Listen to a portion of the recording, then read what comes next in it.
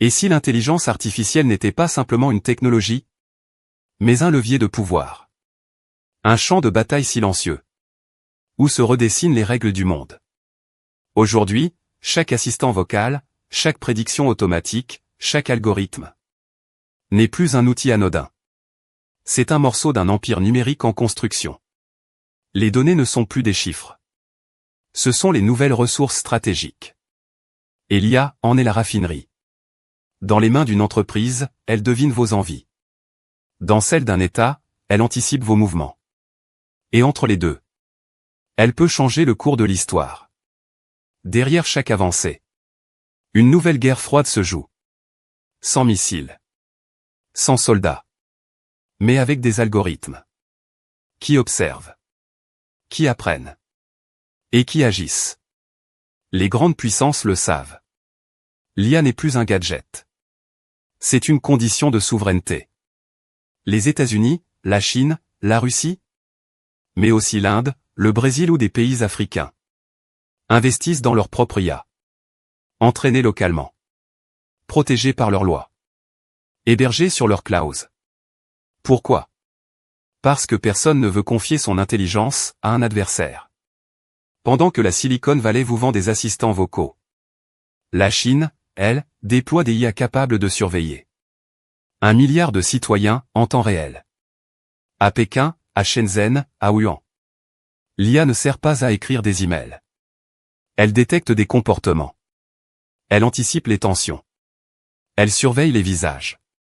Et ce n'est que le début. L'IA n'est pas neutre. Elle reflète les intentions de ceux qui la conçoivent.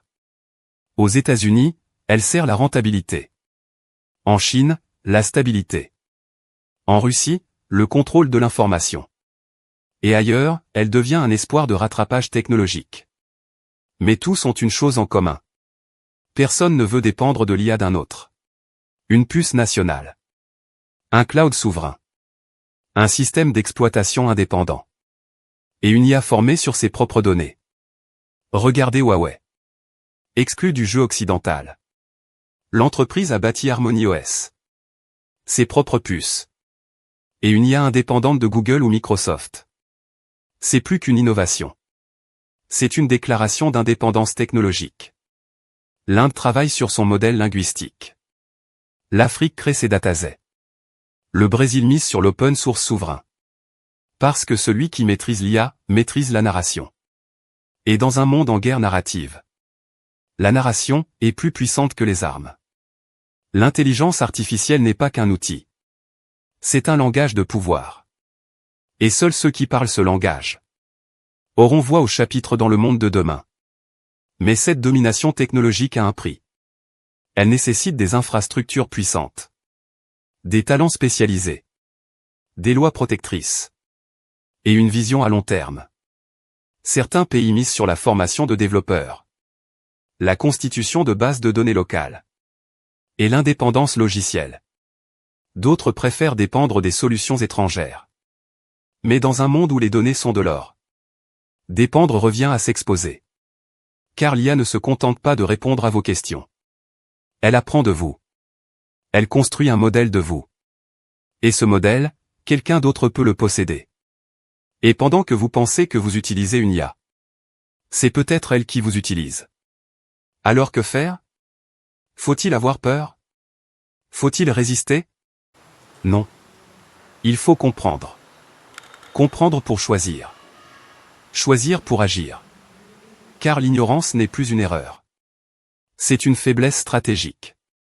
À l'heure où la technologie devient le cœur de toute puissance, ceux qui ne comprennent pas le langage de l'IA ne pourront plus écrire leur propre avenir.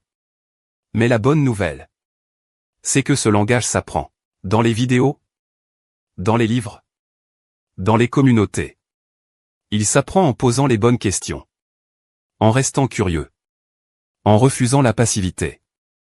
Parce que le pouvoir de demain ne sera pas entre les mains de ceux qui consomment l'IA, mais entre les mains de ceux qui la construisent. Alors je te pose une question simple. Veux-tu faire partie de ceux qui regardent? Ou de ceux qui construisent?